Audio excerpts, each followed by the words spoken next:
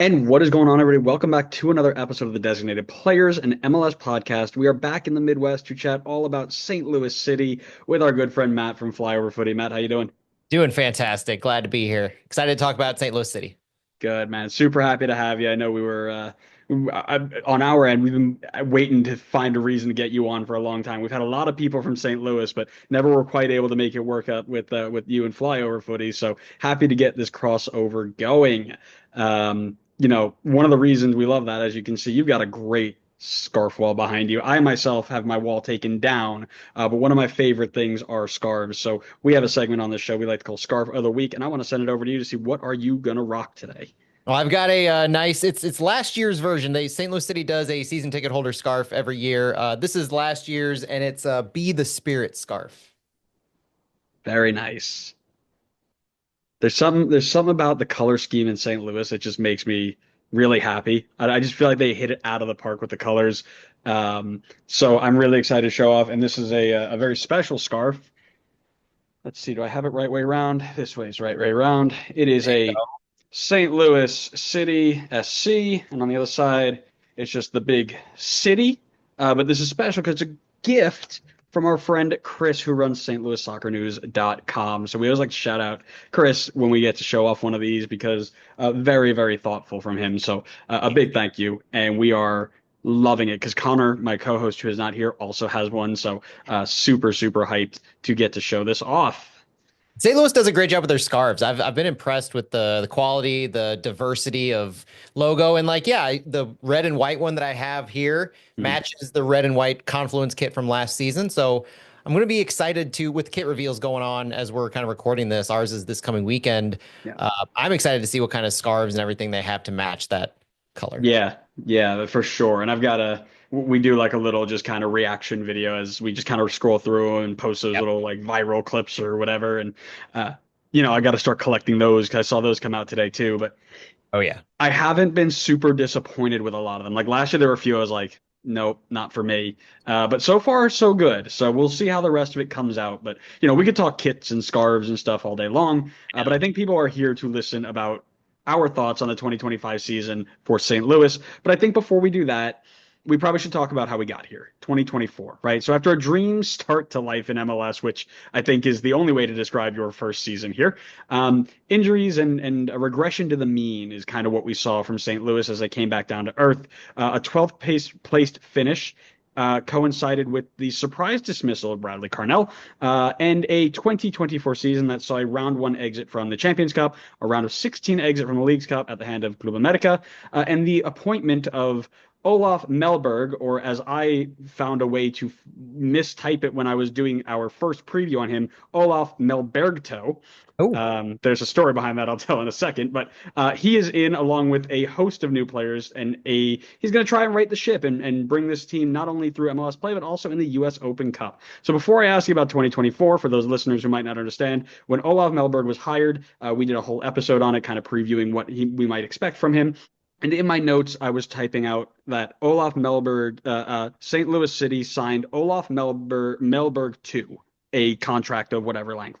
yep. But I forgot to put a space between Mellberg and 2. So I read it as Melbergto, and I went the entire episode calling him Melbergto, looking like a fool. So that is now a running joke that I'm going to keep going because I thought it was pretty funny, and nobody hated me for it, so it's not clearly that bad. But your thoughts on the 2024 season as it was? Oh, I would prefer not to think about most of the 2024 season, that's for sure. It was kind of doomed from the get-go. We had a team where we didn't bolster the lineup going into the season. Lutz Pfannenstiel, our sporting director, has this penchant that he's developed for digging into the summer transfer window, not doing a whole lot in the winter window.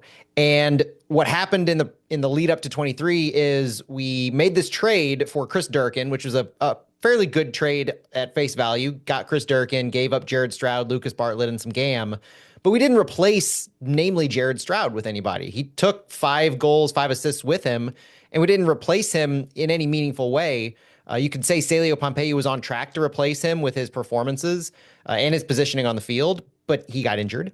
We didn't replace Nico Gioacchini, who took 10 goals with him from 2023. We were targeting Cedric Toyshirt. That was a very well-known rumor and report and true story in the lead up to the season, but Hanover 96 in Germany wanted a transfer fee. We weren't willing to meet their fee. And so we waited out his contract until we could get him on a free. All that is great for what we were doing last summer, but it really kicked us in the behind in the beginning part of the season. And when you start the season with Champions Cup and the MLS regular season in your second season as an MLS team, knowing the roster limitations and how you construct a team and kind of have to continue building year over year, accruing GAM and all that stuff, not replacing those missing pieces was pivotal. We relied on Klaus to repeat his performance up front. He didn't do it. We relied on Sam Adeniran to step into that Nico Gioacchini role. Not only did he not do it, but he had internal conflicts that were causing issues in the locker room, and he eventually left the team mid-season, coinciding with Bradley Carnell leaving. So you're seeing all of these pieces just falling apart, not even talking about the injuries themselves. I mentioned Celio Pompeu. Tomas Ostrak went down with an injury. Leuven had an injury at times. Klaus was hurt another season. It was just a disaster from start to finish. And it culminated in the middle of the season, July 1st, I think it was, when Bradley Carnell was dismissed after a loss against Vancouver, of all teams. And we found out afterwards that it was a nail biter of a decision where they were teetering on this do we, don't we? And if Carnell had won that match, Lutz told us after that game and the next week, Carnell would have kept his job. It probably would have been on a game-by-game basis how the team's progressing. But AZL Jackson was in the U.S. national team camp, the cupcake in January 2024, and he fell off a ledge for us. We ended up having to sell him to Columbus. All of the pieces that held so much promise, none of them came to fruition. We had nobody really we could count on to score goals until Marcel Hartl and Cedric Toyshirt and Simon Betcher came on at the summer transfer window, but it was too little too late at that point. Yeah, yeah, and I think the biggest thing for us when we were looking at it, we were comparing like past to present was just it seemed like there was an overperformance in expected goals and goals against and all these underlying metrics that were like that was a really good year from them, but it may not be sustainable. And combine that kind of regression back to where they were supposed to be with the injuries that you were just mentioned that killed you. And that then coincides with this 12th place finish. But I wanted to ask you your thoughts on the Carnell dismissal and then the Mellberg appointation. That's not a word. Appointing Olaf Mellberg. Your thoughts on, was it too early for Carnell? Because like we mentioned, lots of injuries and a regression back to where he was. Did he deserve more time? And then how excited are you, or lack thereof, for Olaf Mellberg? I go back and forth on Bradley Carnell because I felt like we had the opportunity to get to know him fairly well. He was a good guy off the field. And so trying not to marry the two off the field and on the field, he wasn't getting the results that we needed on the field. But at the same time, he didn't have much to work with by the end there. In June, we started having regular call-ups from City 2 just to fill out our roster. We had to sign 3 players, I believe, 3 or 4 players to actual contracts just so we could continue using their services. Because we used up their short-term loans. Johnny Klein ended up that way. Michael Wenzel ended up that way. We ended up signing Makai Joyner to a homegrown deal where he was like on loan from City 2 for a period of time. It was this weird thing where we just needed bodies, and Carnell was the steward of that train wreck. And so I found it disappointing that he wasn't given the opportunity to see these new pieces on the field. He even mentioned a few times himself, and John Hackworth reiterated those, that we just need to get to Leagues Cup. We need to get to this Leagues Cup break where we have some semblance of a chance, and then we'll get these reinforcements. That's what it was an open secret that's what the team was trying to do, is just get to the Leagues Cup break while you're still in contention. And I don't think any manager on the face of this earth, MLS or otherwise, could have done much with the roster that we were rolling out there back in June and into July of 2024. Bradley Carnell wasn't getting the support from the locker room, so I think that played into it much more than people realize, and I think it played into it more than just the results on the field. I would almost go so far as to say either he lost the locker room or the locker room lost themselves. Because after he left, we had Chris Durkin, among other players, saying that the locker room was fractured. And it doesn't get that way just by having a bad coach. It gets that way by the players not pulling their own weight and doing what they need to do, but they don't respond to the coach. And so it was just this huge bad circumstance that Carnell found himself in where he wasn't able to do what he needed to do to get the most out of the players he had left. You had healthy AZ Jackson, you had healthy Sam Adeniran, but even at that point where we're struggling to fill out our roster, Sam Adeniran was essentially banished from the club. A healthy Scratch was training on his own because there was a kerfuffle that happened in training, and that was on Carnell's watch. So that kind of a thing has to be attributed to Carnell. And that's why, I mean, it's tough to say, yeah, he should have gotten an opportunity to see these new guys come and see what he could do with them. But at the same time, he did himself no favors. And I think the way that he was managing the team where we just couldn't see it. Yeah, yeah, and I'm a Red Bull supporter, so I know firsthand the Bradley Carnell, like, should we, shouldn't we? Because I think even we didn't give him any sort of a roster that had any semblance of competing with anything, and he took them into the playoffs. So now you have this thing. It's like, okay, if we gave him players, what could he actually do? And it was like, okay, we're probably not going to give him players because that's just what Red Bull were at the time. And you saw what he could do, but there was never the attempt of trying something different. There's never the attempt of, okay, well, I took this team with my high press and we were able to sneak into the playoffs. Great, awesome. If I were to get players like Emil Forsberg, Lewis Morgan, these groups of players that we have now, how would I use them? Right? You're not using Emil Forsberg as a pressing 10, right? So now what? Right? And there never felt like there was that second level to him. I think he'll do great in Philly. I think that is a perfect setup for him. And by great, I mean he'll make them competitive. I don't think he's winning anything with them, but it is the position for his system, because that's what Philly wants, is high pressing Red Bull soccer that's going to produce athletes that they can sell for a couple million, and hooray, we're moving on with our lives, right? And that's one thing I suppose he can hang his hat on a little bit is we sold AZ Jackson for a profit. We sold Sam Adeniran for a little bit more than what we got for him. And we sold Nico Gioacchini for a massive profit. I mean, he did do the job in certain ways in that regard, and definitely agree with you in what he did for St. Louis in his tactical adjustments, how he managed a game. The second half was abysmal at times. He didn't have a plan B to go to.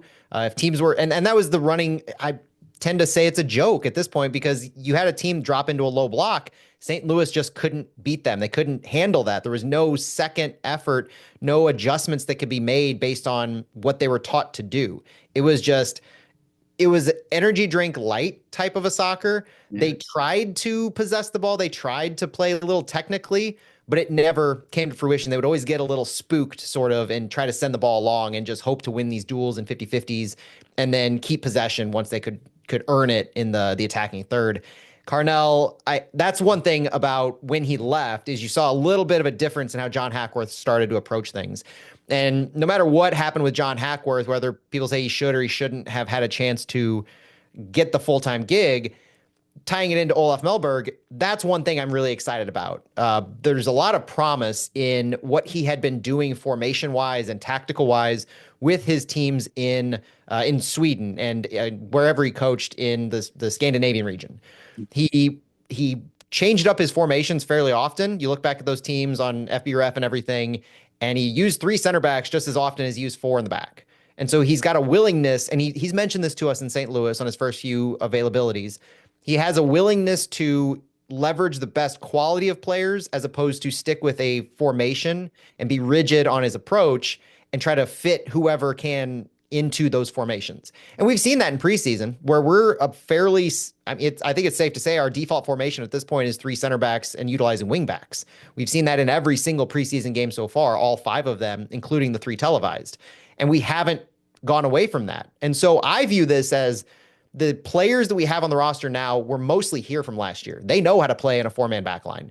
Olaf comes in and he's trying to get them to where they feel as comfortable with 3 center backs and wing backs as they did last season, because Marcel Hartl, Cedric Toyshirt, Simon Betcher, they were successful in that 4-man backline formation, the 4-2-3-1 last season, where the underlying system itself is not unchanged. St. Louis is still a very direct team, and Olaf has told us he still has a desire to be direct, but now you're seeing a little bit more technicality to it. You're seeing intentionality behind. You're using your midfielders to try and play the ball back to your center backs. You're playing it out of the back a little bit more. You're building up meaningfully instead of just sending it long and trying to win these 50-50s.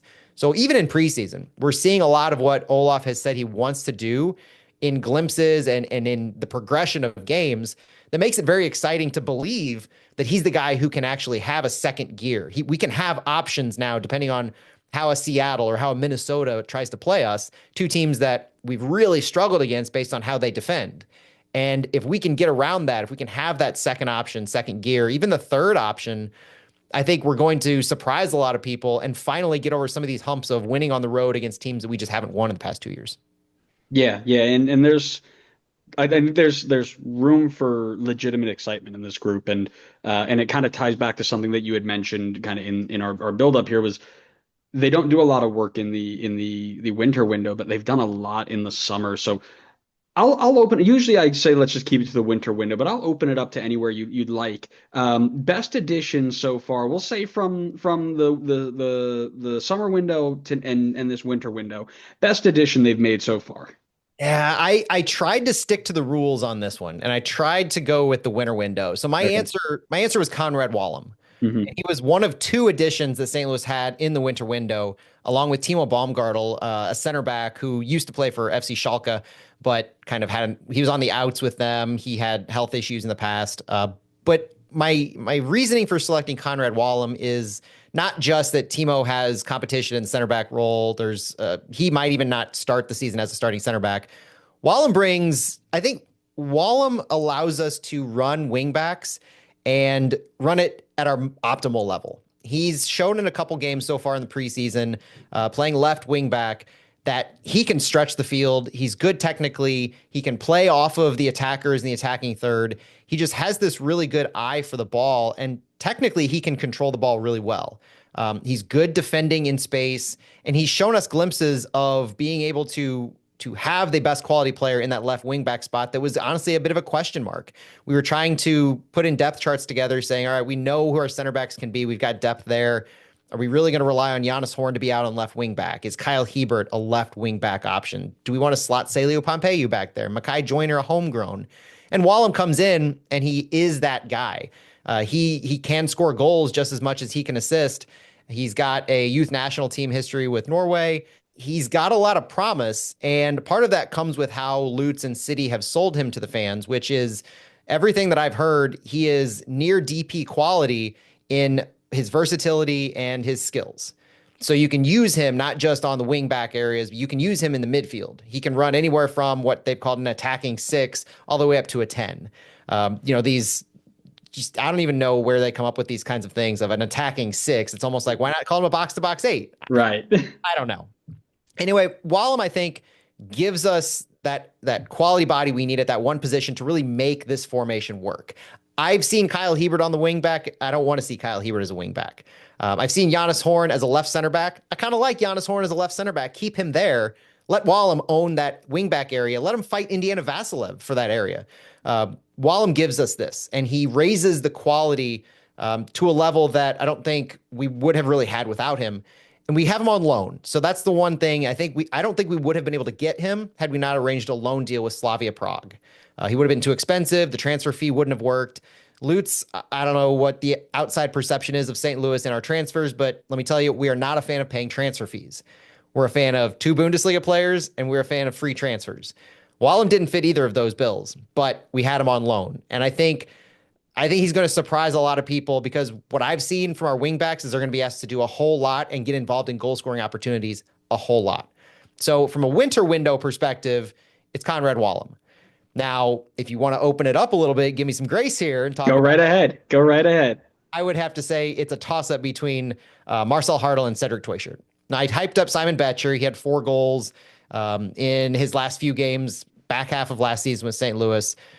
Cedric Teuchert in particular, if you extrapolate what he did in those last 10 games or so to a full season, he was an MVP candidate as far as his stats go. Goals, assists, points, contributions, expected goals, all that stuff.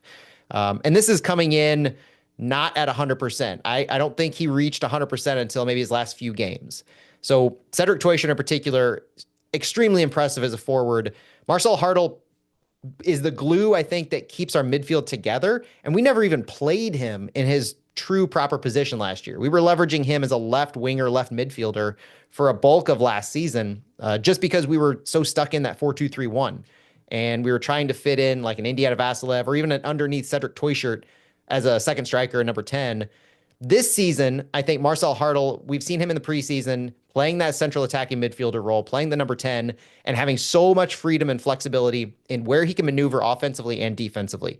He has so much skill on the ball that he can be that connecting piece, and he can make these overlapping runs with the wingers when he has the freedom to weave in and out. And he's told me that his favorite position is the 10, central. He likes to see the field. He likes to have those options that present themselves. And he's the most expensive DP signing that we've had. We pay him over $2 million, but we had him on a free transfer. That was another reason that was a big deal. And so having Hartel, having Toyshirt, those are the two biggest changes since the beginning of last season. But I think now that they've had some opportunity to be in St. Louis, that's an extra leg up that we have. And then here recently, St. Louis is getting some flack for not having very many transfers come in. I mentioned two. That's it. It's just those two, Timo Baumgartel and Conrad Wallem. But I really do think that the roster that we put together at the end of last season, plus these two guys, with the way that Olaf Mellberg is trying to orchestrate the formations and orchestrate this new City 2.0 style that they've talked about, I think we are going to be not just competitive, but we're going to be, I mean, not to spoil for a little bit later, but pushing top four is a realistic possibility. So I know we are going to talk about that a little bit later, but I like it. And it's, Peas. I don't think it's crazy. I'm going to be honest with you, but we'll talk about that later. I also went with Conrad Wallem, just really quickly, 24 years old, already 14,000 pro minutes, 24 years old. That's crazy. And over 50 goal contributions, right? So you mentioned he could score, he can assist, he can do a lot of things. And if you're going to play with those wide areas, I've said it a couple of times in this series so far where wingbacks are becoming like the norm for the best teams in the league, right? Way back when it was Red Bull, when they had Kamar Lawrence and Amir Murillo, who were like, oh my God, everybody, they've got great wingbacks and look at how good they are going forward. Now everybody's starting to kind of pick up on that. And you've got Pedro Amador in Atlanta, you've got Tom Pierce in Montreal, you've got all these sorts of teams that are like, ooh, if we can get a couple of good players up top and wingbacks who can contribute the way that we want them to, this might be really fun, right? Mickey Yamane in LA, right, as another example. So I think that's a really, really good pickup. And Hartel was my kind of mid-season addition. I'm just very excited. You hit all the big points. I'm not going to gloss over them again, but I watched him come in with Touchard, and I was like, uh-oh, St. Louis is going to be fun again. Everybody watch out. That being said, a couple players have had to move on as well. So your thoughts on the biggest loss up to this point? See, the problem with the biggest loss that I was looking at for St. Louis is they didn't have many players that actually departed that were meaningful contributors. So like Jake Nerwinski left, John Klein left. They turned down options on very few players. But I had to land with Jose Kojima.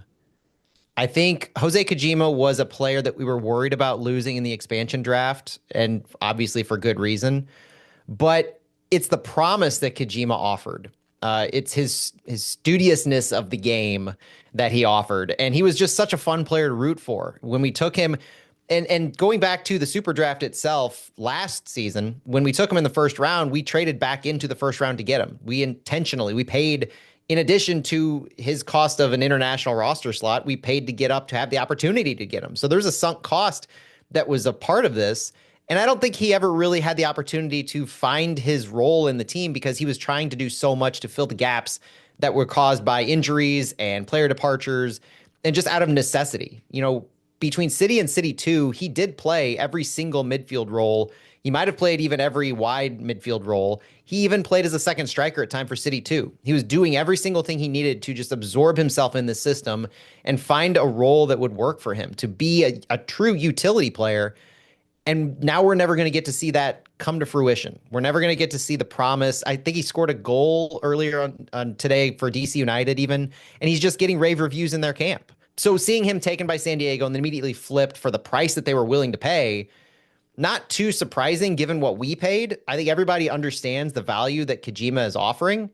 It was just, it's a bummer not to have him where he would be depth. And that's the thing about biggest loss right now is after everything that happened last season for St. Louis and the massive roster turnover that occurred during the season, losing Sam Adeniran, AZ Jackson during the season, and then never replacing Stroud, Joe Keeney, those guys that I mentioned before. We were running on fumes for large portions of last season. And so we already had our biggest losses that occurred for that. And Lutz loves to lock players into these multi-year deals with options. And so we picked up a ton of options from some of these players, both on the supplemental and the senior roster last season.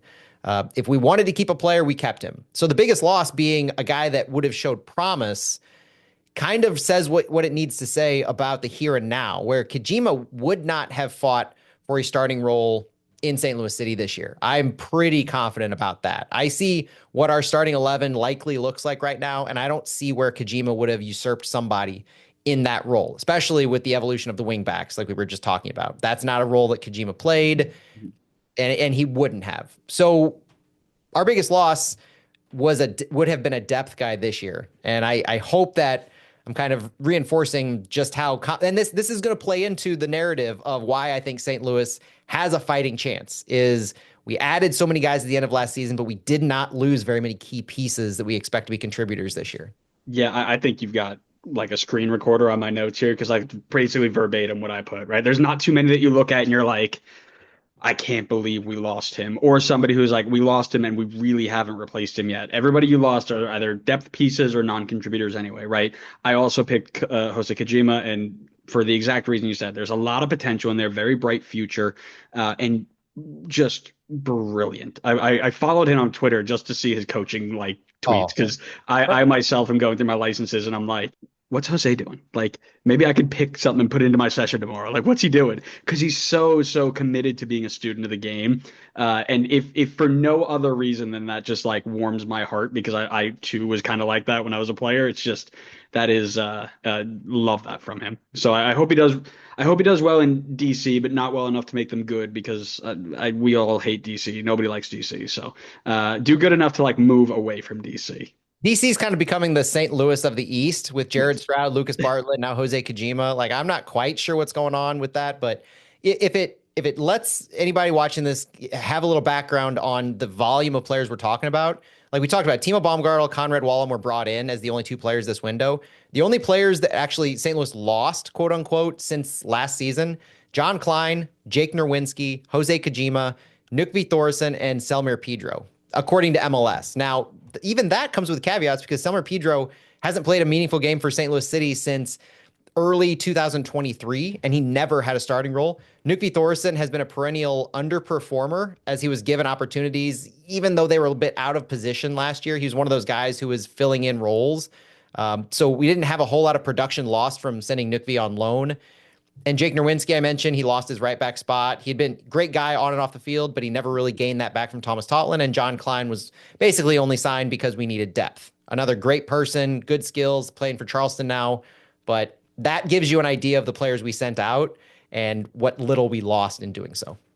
Yeah, really spot on there. And you know, here's kind of the thing, right?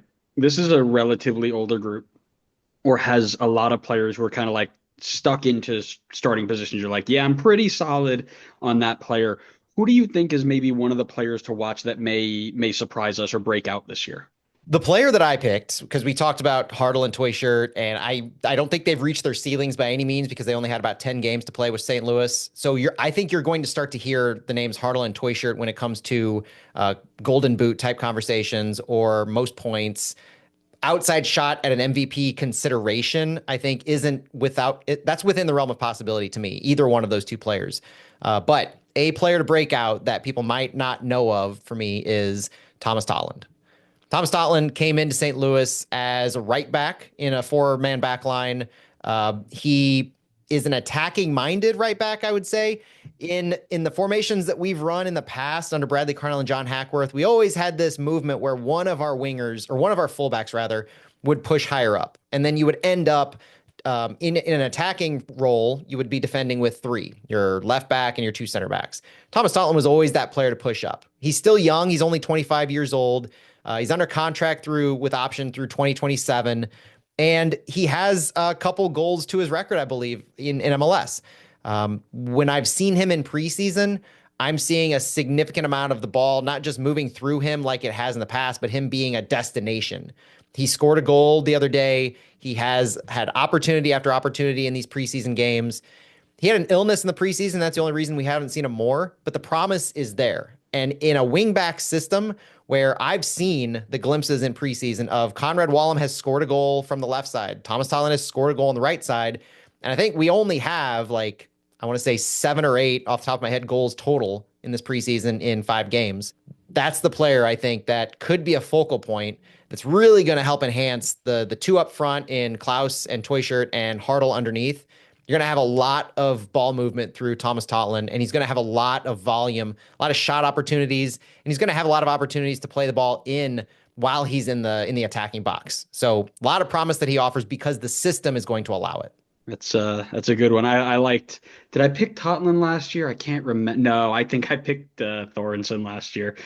So that's on me. My bad. Hopefully this guy is not following the same fate. I am interested in seeing what Simon Bicher or Beecher or however you'd like to pronounce that, what he can do for you, right? He came back last season and was like lighting it up. 5 goal contributions in like 550 minutes, and 3 goal contributions in 350 minutes in the Leagues Cup. So 8 goal contributions in less than 1,000 minutes is not a bad return on investment, right? But now you got João Klaus coming back fully healthy and to share. Like, where does he fit in? Can he take that next step and kind of be the first guy off the bench? How is it going to integrate him? Because I do have the feeling like he has the ability to be important in this team, but where and how is kind of my focus there. Yeah, and that's one reason I went with Thomas Totland because he has a starting role locked in. Like, there's no other competition for a right wing back or even a right back spot for Thomas Totland. So he's going to get the minutes, he's going to get the volume, he's going to get the opportunities. With Simon Betcher, the biggest thing that he doesn't have going for him is a presumed starting role. You mentioned it that he might be playing behind Klaus. Well, if we have two strikers, presumably it's going to be Klaus and Toyshirt. Cedric Toyshirt doesn't have any other spot on the field other than that second striker, because what we've seen in preseason, this formation looks like a 3-4-1-2, where you have two midfielders that's going to look like Leuven and Durkin. Your wing backs are going to be probably Wallem and Totland, Hartle as your 10, and then you have Klaus and Toyshirt. So just that's the depth that we're talking about, is the quality for St. Louis. Simon Betcher has the ability to usurp Klaus. I think that's a long-term thing to watch for, because we're still concerned about Klaus getting back to that goal-scoring form in the first season where he only scored 10 goals. Simon Betcher scored 4 in the back half of last season, like you just said, and he was crushing it on goals per 90 and expected goals per minute play. I mean, all these advanced metrics were really favoring Betcher as this vulture of goals in the box. And so if Klaus doesn't perform, I think he's going to be on the hot seat, DP or not. And that's where Betcher might come in. But from the get-go, I think Betcher has some things working against him in just finding a significant number of minutes. And the other guy that I would mention in that same kind of vein is Indiana Vassilev. Mm-hmm. Indiana Vassilev, fresh off his Camp Cupcake U.S. national team appearance, where he was playing more of a right midfield. He's played a few different roles in preseason. Before Olaf Mellberg came, Indiana Vassilev was either a right midfielder or a central attacking midfielder. In a pinch, he could drop back and play a wing back. He dropped back 2 years ago, and he was playing central midfield out of necessity because Leuven was hurt, and we just didn't have anybody to fill the role. But this year, we're starting to see Indiana Vassilev in that attacking-minded role. He played a left wing back, which we already talked about how that's an attacking role for us. And he just got off this last preseason game against NYCFC playing as a second striker in an advanced forward position. So Olaf Mellberg seems pretty bought into Indiana Vassilev on the ball. And I think minutes is going to be the thing that he needs to fight for. So I don't have him in my starting 11 right now in this formation, but that could change if Wallem doesn't show the promise over a period of time. Indiana Vassilev can take the left wing back.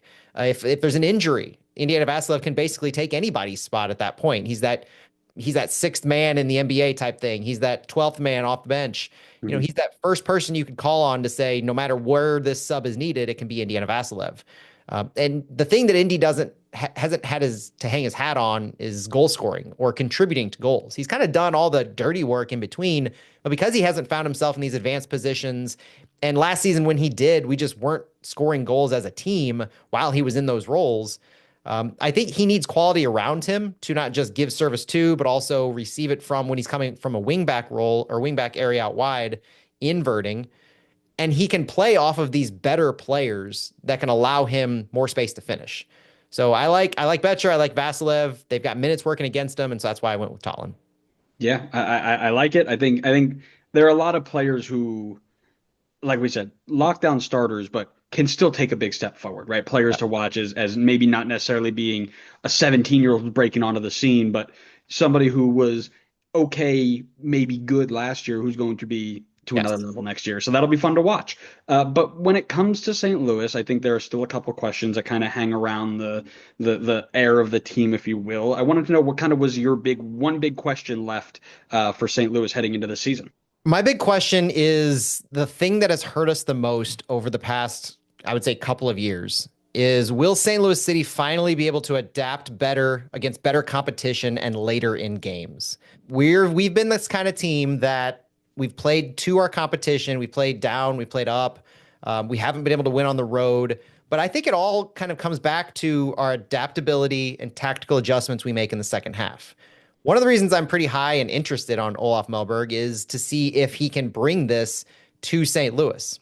We start games fairly strong, but we were one of the leading teams last year in losing points from winning positions. And that's a huge problem. Last year we couldn't win on the road, and that was another big problem. But I feel that St. Louis has historically, over the past 2 years, been good at starting games by and large. It's the second half when they have to start adjusting to what other teams are throwing at them. Choosing when to make subs has been a big problem for St. Louis. Carnell loved to leave guys in for way too long. He was not quick to pull the trigger and realize when adjustments are needed. Very little did he try to protect leads. John Hackworth really tried to protect leads by bunkering down a little bit more. But I think this is a big unknown for St. Louis because no matter what we talk about, their ability to score goals, their ability to score goals early, it's the second half that has cost us so many games, so many points. And that's where Olaf Mellberg is really going to have to prove himself as a tactician. I like it. I like it. I mean, I think there are always questions around the coach, right? And how teams will respond to them and it's just that's always going to be one for a new coach, new year, right? For me, it's what version of St. Louis is going to show up, right? In year one, it was this high flying, goal scoring, and what some may say witchcraft inducing, right? I don't know how many times they convinced other center backs to give them the ball in their own box, but listen, whatever works to get the job done, you roll it, right? Right. But like we mentioned, there was a bit of an overperformance there, right? But in year two, I think there was an underperformance, like not even a regression to the mean, like we talked about, but an underperformance of where they were expected to be and where they're supposed to be, and they were hurt a lot. So, do we see them back to year one? Do we see them where they were in year two? Do we see a mix of the two? Where is that team going to land? And I think we'll be able to highlight that in this predicted finish area. So maybe we just roll right into that and say, tie that into it, and where do you think this team is going to finish? Yeah, I try not to think a lot about 2024. I mean, we talked about it in depth at the beginning, but one of the problems I have with evaluating the team now in relation to 24 is the amount of injuries and issues caused by the coach, those locker room interpersonal type issues that it doesn't have a whole lot to do with how they played for 90 minutes on the field. And so I look to this as a kind of a whole new chapter, but also I think this team they understand. A lot of players were here during those issues. Leuven, Durkin, Klaus, Berkey, all those players, they knew what happened last year and they know what they need to do better. So when it comes to the predicted finish, I went, I don't know how, depending on how you're viewing this, I went with about a sixth place finish. I think Ooh. I think we're going to make the playoffs, but I think we're going to be on an uphill fight for a top four finish. I'm not the best evaluator of what other teams have been doing, but I've talked to, I think, enough people recently to get a good feel for people expect Seattle to probably finish near the top or at the top of the West. LAFC is always a strong contender. Uh, Minnesota has done some good things. LA Galaxy has kind of The Galaxy are currently struggling, obviously, with the loss of Ricky Puig, Joseph Paintsill's injury, and Delgado left in the offseason. Real Salt Lake, Chicho Arango left. But you're getting these bottom tier teams like San Jose, completely retooling under Bruce Arena, Austin and Dallas paying tons of money for these new players. So I think you're going to see a shift in the West this year of some of these teams like maybe Colorado, Vancouver, and Portland fall out, and you get like an Austin, Dallas, and St. Louis moving in. And now you just have to figure out if St. Louis can win on the road. I think they're going to be in that 5-6 role because last year we basically didn't win an away game until the last few games of the season. It was abysmal. I mean, you can't expect to make the playoffs, much less compete in the middle of the table unless you win a few away games. And there's no reason to believe that this St. Louis group can't do that when they're not fighting the same issues that they were fighting last season. So without looking at every single other team, I do think that we would probably slot in that Houston, Minnesota range, maybe if Galaxy fall out around that area. And I think early in the season, we have some really good opportunities to pick up points. We play Colorado first at home. Colorado's not the greatest of teams. They've had their issues, especially down the stretch last season. Coup de Pietro coming in. They've bolstered their roster a little bit, but it's a home game for St. Louis, so I give the nod to them to start. Next two games are San Diego and LA Galaxy, expansion team and a struggling Galaxy with their injury issues. I think there are opportunities to win a couple away games there and steal some points. So if St. Louis can start off strong, I think they're gonna set themselves up to be able to withstand some of the rigors of going away to some of these better teams later in the season. And that's kind of why I feel that they have an opportunity to end up middle to upper middle of the table in the West. Yeah, I don't disagree. I'm higher on St. Louis than I think some others may be, because I think that the underperformance from last year was led more by injury and less by ability. So with them being healthy and the additions that they made, not only the winter window and also here or rather the summer window and now here in the winter, I've got them between 3 and 6, and I don't think it's crazy, right? But I think I see them higher, like 3-4 versus 5-6. They've got this dangerous attack that I think is going to be very, very good this year. They've got a very strong midfield, a stout defense, and you never bet against Roman Bürki in goal. I Right. think that's a fool's errand, right? So I don't think that it's crazy to be like, okay, this team is competing for the last, until the last 6 weeks to be in the top four, maybe the top one or two, and then maybe they find a slide here at the end where they drop a couple games that hurt them and they drop from 2 or 3 down to 4, 5, 6. But I don't think that it's crazy to be like, okay, this team as we get to the final stretch here is going to be locked up in the playoffs by early April, and then they're fighting for positioning by then. Well, and I So think the new coach and the formation, teams have gotten an opportunity to see them in preseason a little bit, so there's some tape, but it's not too dissimilar from what happened at the beginning of 2023, where nobody had any idea of how St. Louis was going to play. You mentioned earlier, they stole back passes. They were leveraging the high press.